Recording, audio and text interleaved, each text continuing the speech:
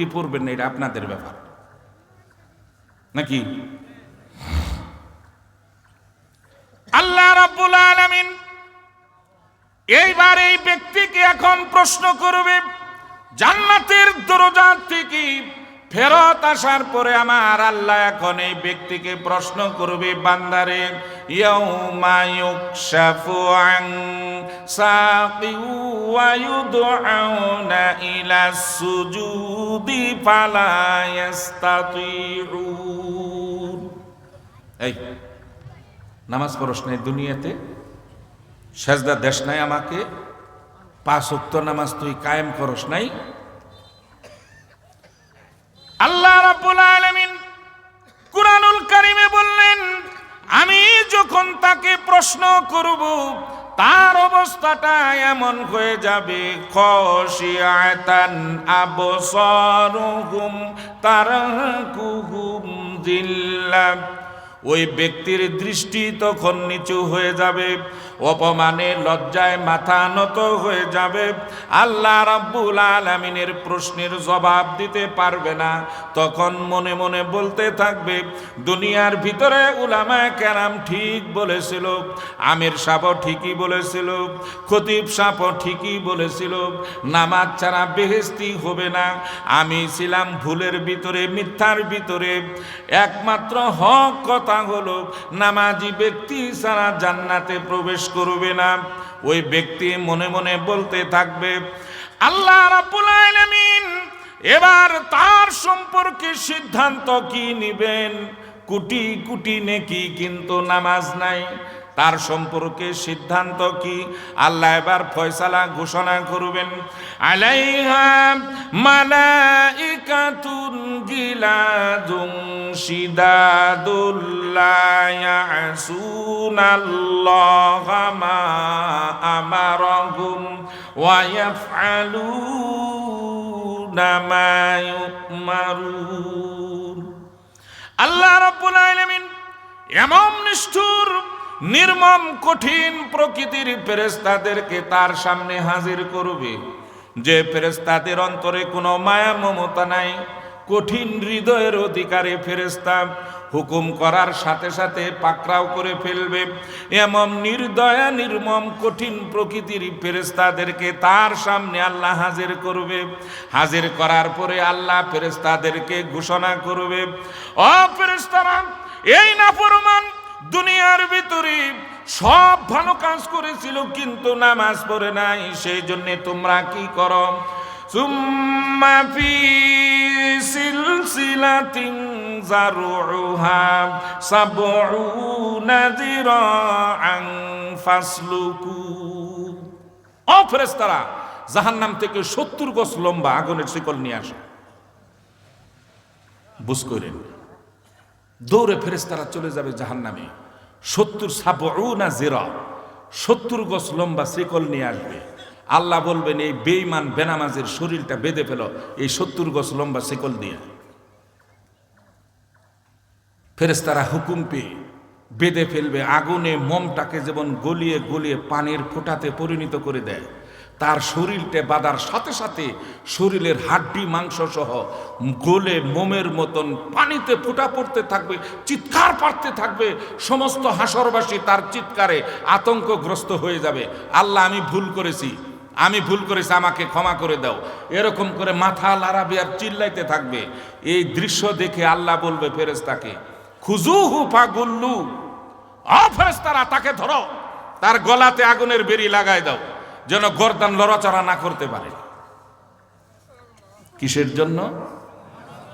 আরো জোরে কোন কিসের জন্য? তাহলে কি নামাজ পড়ার দরকার আছে? আচ্ছা,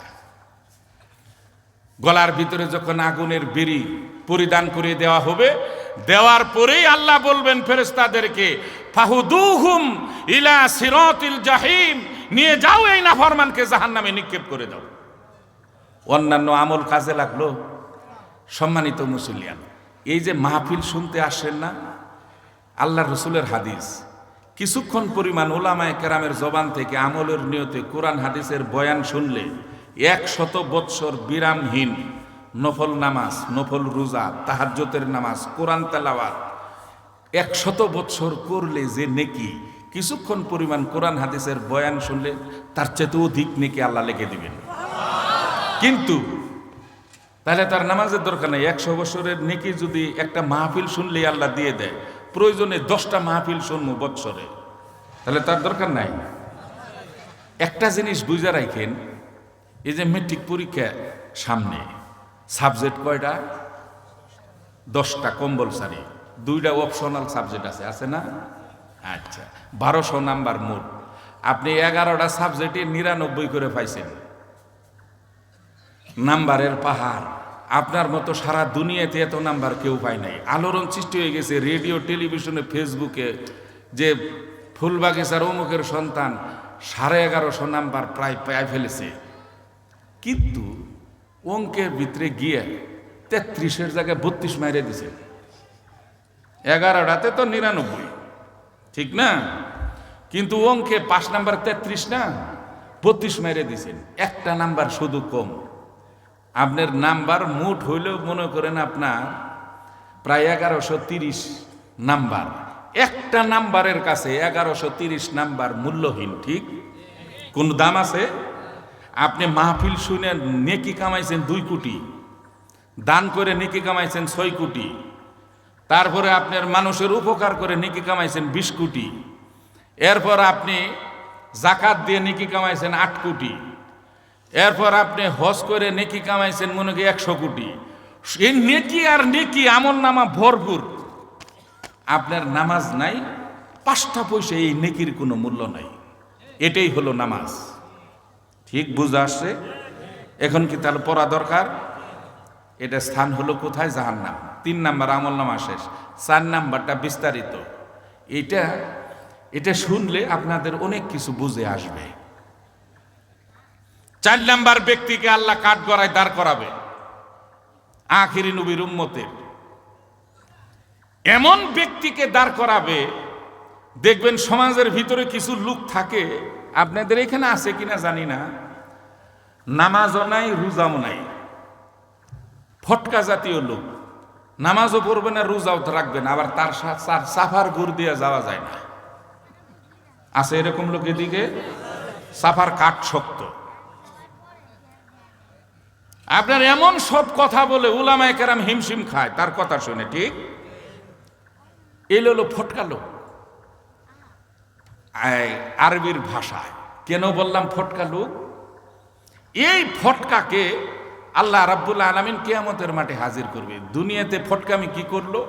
নামাজের কথা বহু উলামায়ে কেরাম তার সাথে তশকিল করেছে, তবলিগের ভাইরা তশকিল করেছে, কিন্তু নামাজ পড়ে না। দূর মিয়া যা, নামাজ না পড়লে কেউ, আপনার চাই ইমান আমার ভালো আছে, ঠিক? সাফা করছে। তো একদিন আম করে ইমাম সাহেব হুজুর, আলেম মানুষ, হেরে ফুলবাগিচা বাজারে নাস্তা খাওয়াইছে। ভাই,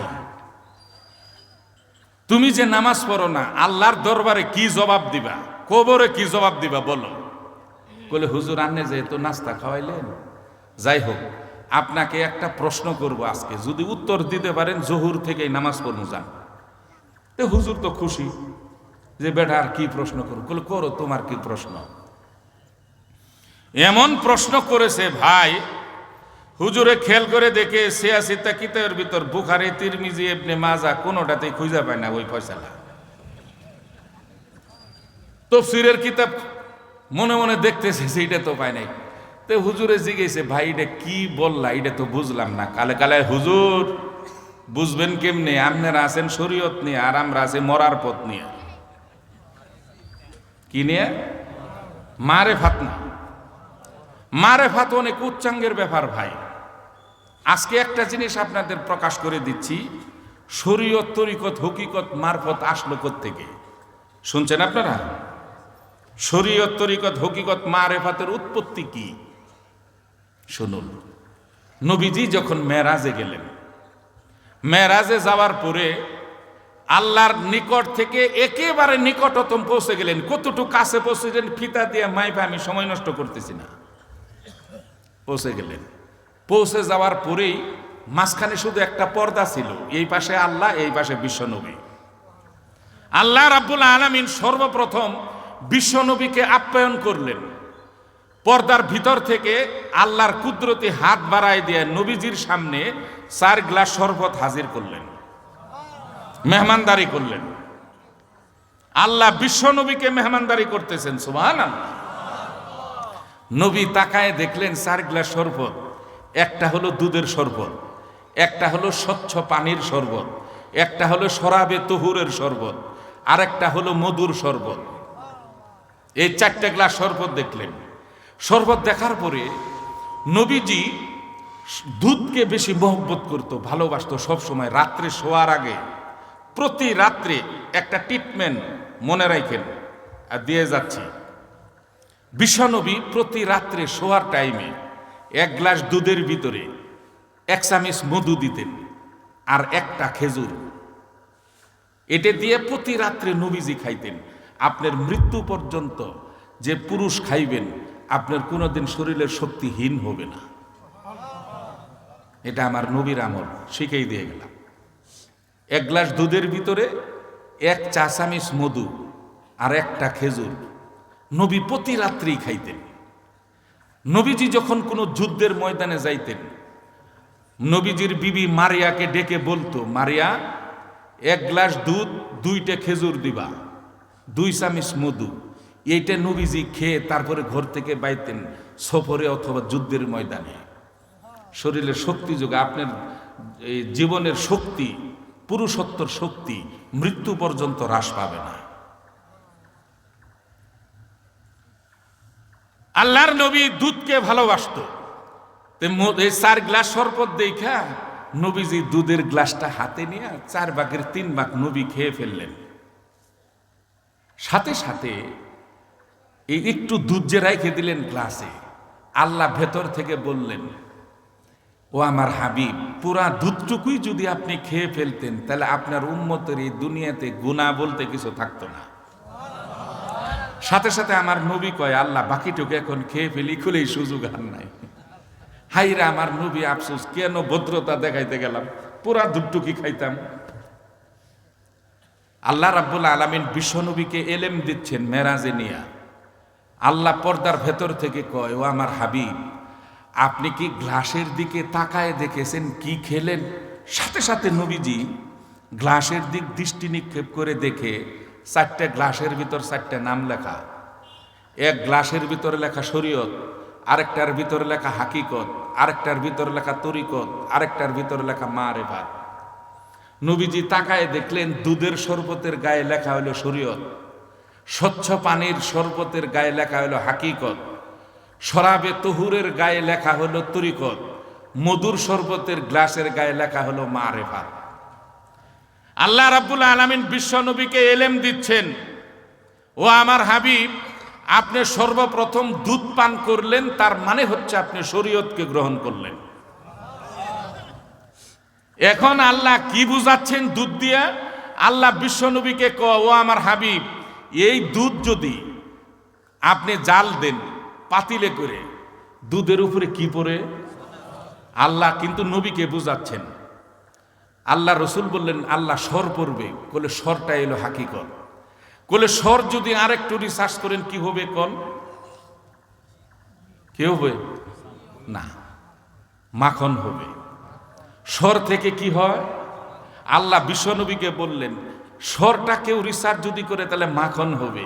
মাখনটাই হলো তরিকত। আর যদি মাখন কেউ রিসার্চ করে আরো জাল দেয়, কি হবে? ঘি। ঘিটাই হচ্ছে মারেফাত। তাহলে 1 গ্লাস দুধের চাইতে 1 গ্লাস সরের দাম বেশি না? 1 গ্লাস সরের চাইতে 1 গ্লাস মাখনের দাম বেশি না? 1 গ্লাস মাখনের চাইতে 1 গ্লাস ঘিয়ের দাম বেশি না? আচ্ছা, আল্লাহ বিশ্বনবীকে এলেম দিচ্ছেন, ও আমার হাবিব, দুধই যদি না থাকে তাহলে আপনি 3টে পাবেন কোথায়? কি পাইবেন আপনি? যার জন্য এই পৃথিবীতে, দুনিয়াতে কোন আল্লাহর বান্দা যদি বলে আমি নামাজ না পড়লে কেউ, আমি মারেফতের লাইনে আছি, তাহলে নিশ্চিত এই দুনিয়াতে একটা ব্যক্তি শুধু বলতে পারে, সে হলো শয়তান। ঠিক বলেন না কে? ঠিক, শয়তানই একমাত্র বলতে পারে যে নামাজ ছাড়া আমি মারফতের লাইনে আছি। আর দুনিয়াতে আল্লাহর কোনো বান্দা এটা বলতে পারে না। আমি শরীয়ত, তরিকত, হাকিকত, মারেফাত এই চারটা জিনিসের যে চারজন আল্লাহর ওলি আছে, খাজা মঈনুদ্দিন চিশতি, আব্দুল কাদের জিলানী, তারপরে মুজাদ্দেদ আল ফেসানি, আরেকজন নাম কি নকশবন্দি রহমতুল্লাহ আলাই, চারজন ওলি আল্লাহ। তারা এশার নামাজের ওযু দিয়া ফজরের নামাজ পড়েছে আব্দুল কাদের জিলানী রহমতুল্লাহ আলাই 40 বছর, খাজা মঈনুদ্দিন চিশতি রহমতুল্লাহ আলাই 37 বছর পড়েছে এশার ওযু দিয়া ফজরের নামাজ। মুজাদ্দেদ আল ফেসানি 35 বছর পড়েছে ফজরের ওযু দিয়া, এশার ওযু দিয়া ফজর। নকশবন্দি রহমতুল্লাহ আলাই 34 বছর নামাজ পড়েছে এশার ওযু দিয়া ফজরের। তারা সেজদার মাধ্যমে আল্লাহর নৈকট্য লাভ করেছে। ঠিক? আর আপনি যেই তরিকার হন না কেন, যদি নামাজ ছাড়া চেষ্টা করেন যে আমি মারফতের লাইনে আছি, ওটা মারফতের লাইনে, ওটা মরার পথে আছে। ঠিক? এখন এই ফটকারে 4 নম্বরে আল্লাহ কাঠগড়ায় দাঁড় করাবে। আগে এর পরিচয় দিয়ে নিলাম। আর আল্লাহ বলবেন আমলনামা হাজির কর, হাজির করছে। আল্লাহ দেখে প্রথম প্রশ্ন তো নামাজের। আল্লাহ বলবেন তুই দুনিয়াতে নামাজ পড়স নাই, তো নামাজের কলাম শূন্য, নামাজ আদায় করস নাই, একটা ধমক দিয়ে আল্লাহ বলবে। তখন এই ফটকা বলবে দুনিয়াতে কত বড় বড় হুজুর সাফা করে আমার সঙ্গে কেউ পায় নাই, আজকেও যদি কোনো প্রকারে মিথ্যা বইলে পার হওয়া যায় আল্লাহর রেন থেকে, তাহলে এটা মন্দ খারাপ না। সে মিথ্যার আশ্রয় নিবে প্রথম। বলে আল্লাহ 5 ওয়াক্ত নামাজ ফুল বাগিচা বাজার মসজিদে জামাতের সহিত আমি আদায় করছি, একটা ওয়াক্ত বাদ দেই নাই, আসলে কিন্তু 1 ওয়াক্ত পড়ে নাই। আল্লাহ বলবেন তোর আমল নামার ভিতরে তো শূন্য, 5 ওয়াক্ত নামাজ পড়লে উঠে নাই কেন? তখন কয় কলে আল্লাহ আমি তো পড়ছি। আমল নামা কয়টা এক এক ব্যক্তির জন্য? জোরে কোন কয়টা? 3টা। একটা তো গলার ভিতরে নিজের লেখা। এখন দ্বিতীয় আমল নামা আল্লাহ হাজির করবে কিরামান কাতিবিন, এই যে ফেরেশতা লিপিবদ্ধ করেছে। তখন আল্লাহ রাব্বুল আলামিন তার হাতের লেখাটা দেখে বলবে তুই যে লিখেছিস, তুই যে নামাজ পড়স নাই। বলে আল্লাহ আমি ফেরেশতার বইয়ে কবরে এটা জোর করে আমারে লেখাইছে। ওই যে বললাম না যে মিথ্যা বলবে, ওই যে দেখবেন যাদের রিমান্ডে নেয়, পুলিশে যখন পিটায় রিমান্ডে আসামি করে, বল তুই খুন করছর কিনা, খুন না করে থাকলেও স্বীকার হয়ে গেল, করছি, মায়ের বইয়ে না। যখন আবার তাকে কুঠে উঠা ম্যাজিস্ট্রেটের জায়গায় তুমি কি খুন করছো, বলে না স্যার। বলে তুমি যে জবানবন্দি দিছো, বলে মায়ের বইয়ে কইছি স্যার।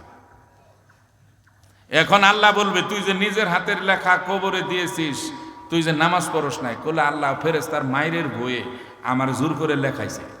তখন আল্লাহ দ্বিতীয়টা হাজির করবে কিরামান কাতিবিন। এদের ভিতরেও আল্লাহ কব এদের ভিতরেও তো তোর নামাজ লেখা নাই। বলে আল্লাহ তাহলে হয়তো ফেরেশতারা ভুল করছে, উঠাই নাই। ভুল হতেই পারে, মানে উল্টে আল্লাহরে বোঝায়, ভুল হতেই পারে। আল্লাহ নামাজটা উঠায় নাই, আর অন্যান্যগুলি মোটামুটি ঠিক আছে।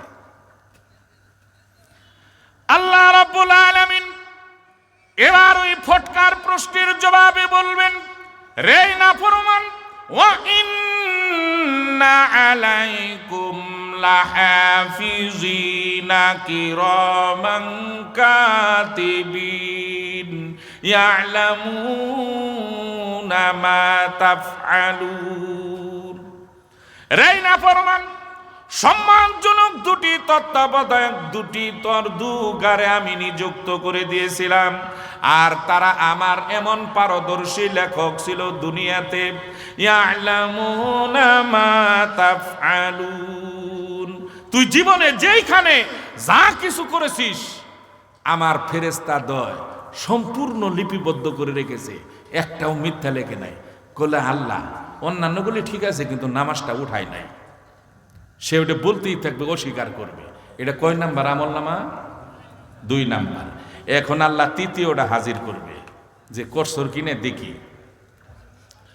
এইবার আল্লাহ রাব্বুল আলামিন তার জবাবে বলবেন ওয়া কুল্লা ইনসানিন আলজামনাহু তাইরাহু ফি উনুকি ওয়া নুখরিজু লাহু ইয়াউমাল কিয়ামাতি কিতাবান ইয়ালকাহু মানশুরা। আল্লাহ সূরা বনী ইসরাঈলে বলে দিয়েছেন, আল্লাহ রাব্বুল আলামিন তাম পৃথিবীর প্রত্যেকটি বান্দার গিবা লগ্নে গলার ভিতরে এমন একটি ওটু ক্যামেরা আল্লাহ ফিট করে রেখেছেন, একটা সিসি ক্যামেরা আল্লাহ গলাতে প্রত্যেকের ফিট করে রেখেছেন। আমি জীবনে যেখানে কোন বছর কোন মাস কোন দিন কোন টাইম সাথে কে ছিল, দিনে না রাতে, আমি যে মাহফিল আজকে এসেছি, সিসি ক্যামেরার ভিতর ছবি উঠে গেছে, রিজার্ভ, তাও ভিডিও সহ।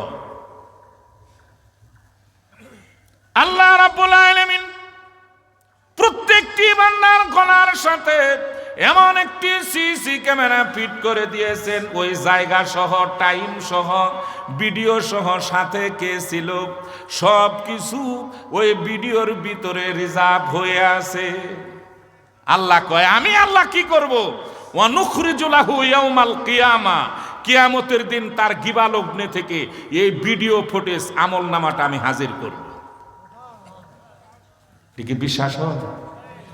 আচ্ছা, ইন্তেজামিয়া কমিটি এই যে পুরাটা মাহফিল বেষ্টন করে দিয়েছে, ঠিক?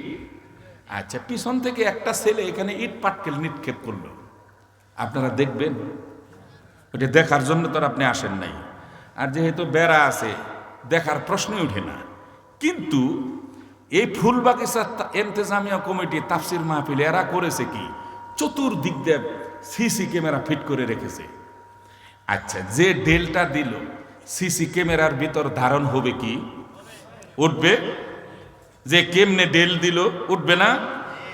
আচ্ছা, এই ফুলবাগিচা তাফসির কমিটি যদি 50-60 বছর পরে এই ভিডিও সিসি ক্যামেরার সেই মেমোরিটা টেলিভিশনের মনিটরিতে যদি আপনার দেখতে মন চায় যে কে ডেলটা দিছিল, সম্ভব? সম্ভব? তাহলে দুনিয়াতে সামান্য কিছু জ্ঞান আল্লাহ দিয়েছেন মানুষের, এতেই যদি এটা সম্ভব হয়, আমার আল্লাহ যিনি সৃষ্টি করেছেন গিবালগ্নে গলার ভিতরে যে ওটু ক্যামেরা ফিট করে রেখেছেন, কিয়ামতের ময়দানে কাঠগড়া এই ভিডিও আল্লাহ বাহির করতে পারবে কি পারবে না? পারবে।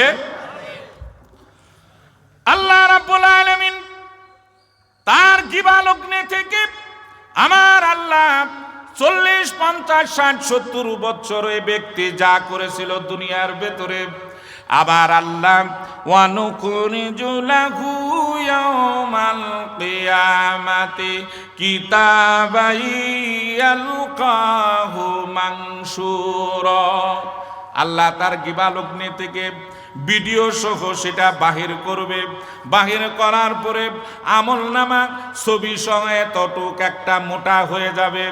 মোটা হওয়ার পরে আল্লাহ এটা দেখার পরে ওই নাফরমান ফটকা কাঠ গড়ায় আল্লাহ তার হাতে ধরায় দিয়ে বলবে, ইকরা কিতাবাক, এই নাফরমান, এই আমলনামা তুই হাতে নে, এই আমলনামা তুই হাতে নিয়ে খুইলে তুই পড়, কোন জায়গায় কি কি করেছিলি, টাইম সহ, রাতে না দিনে সঙ্গে কে ছিল, কি কি অপরাধ, ভিডিও ছবি সহ এখানে উঠা আছে, তুই দেখ। আল্লাহ রাব্বুল আলামিন হুকুম দিয়া বলবেন, এটা দেখার পরে কাফা বিনাফসিকাল ইয়াউমা আলাইকা হাসিবা, বলে এটা দেখার পরে তুই ফয়সালা দে, তুই কই যাবি। দেখ, এখন ফটকার হাতে ধরায় দিবে, ধরায় দেওয়ার পরে সে একটা একটা করে উল্টাবে, উল্টায় দেখবে ফুলবাগিচা বাজারে রাতের পর মদ খায়, আমি যে অমুকের মা বোন তুলে গালাগালি করছি, এটা তো এখানে উঠা ছবি সহ, মদের বোতল সহ। আচ্ছা, এটা দেখলো।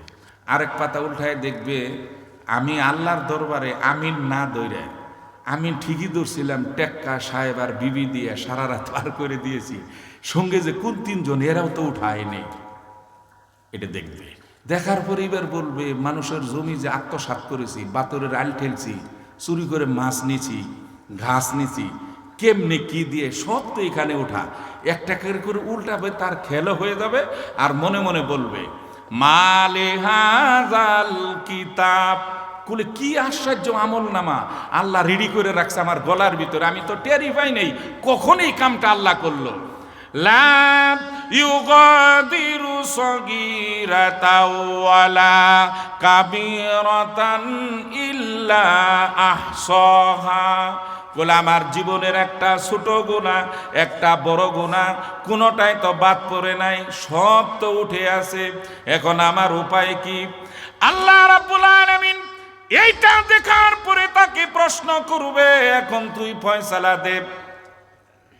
তুই তো দেখছো রে? বলে হ আল্লাহ দেখছি, ফয়সালা দে, তোর কাছেই বাদ দিলাম। বলে আল্লাহ একটা কথা বলি? বলে বল। বলে আল্লাহ আমার গলাতে যে তুমি সিসি ক্যামেরা ফিট করছিলা, এই সিসি ক্যামেরার মুখটা কোন দিক করা আছিল? দেহেন কি ফটকা ফটকা। বলে তুই মুখ দিয়া কি করবি? বলে না জিগায় আল্লাহ ক্যামেরার মুখটা কোন দিক ছিল? আল্লাহ তখন বলবেন ক্যামেরার মুখ তো ছিল সামনের দিকে। বলে আমি হেডেই তো কই। বলে কি কর? বলে আল্লাহ আমি ফুলবাগিচা লালমোহন, আমি দেখেছি যে ক্যামেরাম্যান ছবি উঠায়, ক্যামেরাম্যান থাকে ক্যামেরার পিছনে, যার ছবি উঠে ওই ব্যক্তি থাকে ক্যামেরার সামনে। তো আল্লাহ বলবেন তুই কি বলতে চাস? না ফরমান। বললে আল্লাহ আমি বলতে চাই ক্যামেরার মুখ যদি সামনের দিক থাকে তাহলে আমি তো ক্যামেরার পিছনে আছিলাম, পিছনের ব্যক্তির ছবি তো আর উঠে না, উঠে সামনের ব্যক্তির। তো আল্লাহ বলবেন তোর কি কথা? বলে আল্লাহ যেহেতু ক্যামেরার মুখ সামনের দিক ছিল, আমি ক্যামেরার পিছনে ছিলাম, পিছনের ব্যক্তির ছবি তো আর উঠে না। এই যে আমার গলার থেকে তুমি যেটা ভিডিও ফুটেজ বাহির করলা, এই ছবিও আমার না, এই আমল নামও আমার না, এইসব পাতলা কাম দুনিয়াতে আমি করি নাই। এখন নেওয়া চিন্তা করে দেখেন কই যুক্তি খাটাইছে। কলে এই সমস্ত আমল নামা আমার না, আমি ক্যামেরার পিছনে আছিলাম। তা আল্লাহ বলবেন এই নাফরমান, এই আমল নামা তোর গলা এটা কার? কার এগুলো? কোলে আল্লাহ আমার যতটুক খেল হয়, এখন আমার মনে পড়তেছে লালমোহন আমি বিকেলে যাইতাম, মাঝে মধ্যে এখানে চা পান খাইতাম। আমার মতন প্রায় সেম সেম হুবহু চেহারাদারি একটা ছেলে আসছিল, সে চা পান বিড়ি বেচত। তা আমি বিকেলবেলা মাঝে মধ্যে ওইখানে গিয়ে চা খাইতাম, বিড়ি খাইতাম। আমার এখন খেল হচ্ছে ওই সুযোগে ফেরেশতারা তার ছবি উঠায়, তার কৃতকর্মগুলো উঠায় আমার উপরে চাপাই দিছে। এই ছবিও আমার না, এই আমল নামা আমার না। এখন মনে মনে বলবে আল্লাহর প্রমাণ করাইতে পারবে না আমি দোষী, কারণ যে যুক্তি দিছি কি সম্ভব আল্লাহ পারবে? আল্লাহ প্রমাণ করাইতে পারবে? এইবার আল্লাহ রাব্বুল আলামিন এই নাফরমানের এর যুক্তির জবাবে আর আল্লাহ এবার ঘোষণা করবেন আল ইয়াউমা নাখতিমু আলা আফওয়াহিহিম ওয়া তুকাল্লিমুনা আইদিহিম ওয়া তাশহাদু আরজুলুহুম বিমা কানু ইয়াকসিবুন। আল্লাহ এটা ঘোষণা করবে তার যুক্তির পরিপ্রেক্ষিতে। এখন আল্লাহ কি বলবে একটু শুনেন, একটু মহব্বতে দিলটা নরম করে একটু জিকির করি। লা ইলাহা ইল্লাল্লাহ, জুড়ে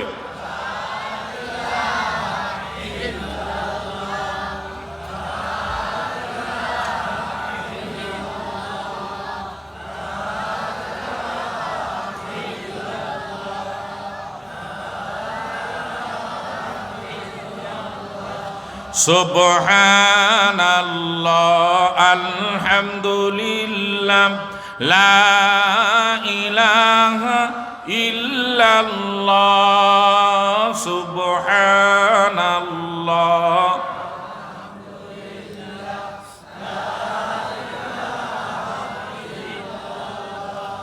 লা ইলাহা ইল্লাল্লাহ মুহাম্মাদ রাসূলুল্লাহ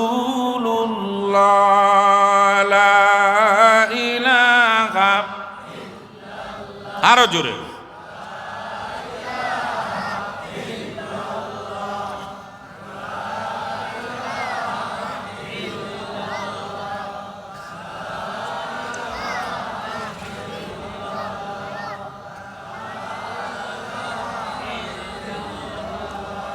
লা ইলাহা ইল্লাল্লাহ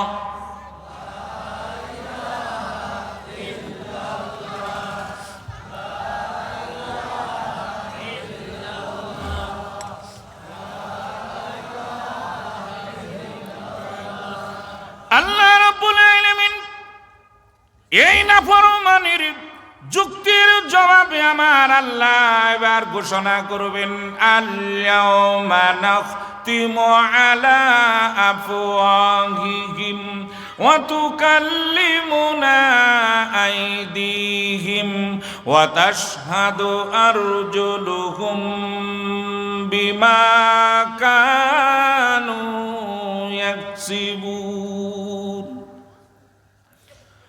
আল্লাহ রাব্বুল আলামিন ওই নাফরমান, ওই ফটকা বেঈমানের মুখের জবান সাথে সাথে আল্লাহ কেড়ে নিবেন, মুখটা বন্ধ করে দিবেন, মুখ দিয়ার কোনো কথা বলতে পারবে না। জবানটা আল্লাহ তার বন্ধ করে দিয়ে তার হাত এবং পায়ের আঙ্গুলের অগ্রভাগে আমার আল্লাহ জবান চালু করে দিবেন।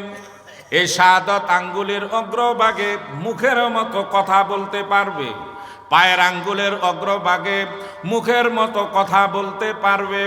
আল্লাহ তার জবান বন্ধ করে দিয়ে হাত এবং পায়ের জবান চালু করে দিয়ে আল্লাহ বলবেন, হে হাত পারে, দুনিয়ার ভেতরে তো তুই এই ফটকার সাথেই ছিলি, ঠিক? তুই তো এর সাথেই ছিলি, এ তো সব অস্বীকার করতেছে, মিথ্যা বলতেছে। তোরা তো দুনিয়াতে এর সাথেই তোদের দিয়েছিলাম হাত এবং পা। এই নাফরমান কি কি কর্ম করেছে দুনিয়াতে তোরা সাক্ষী দে।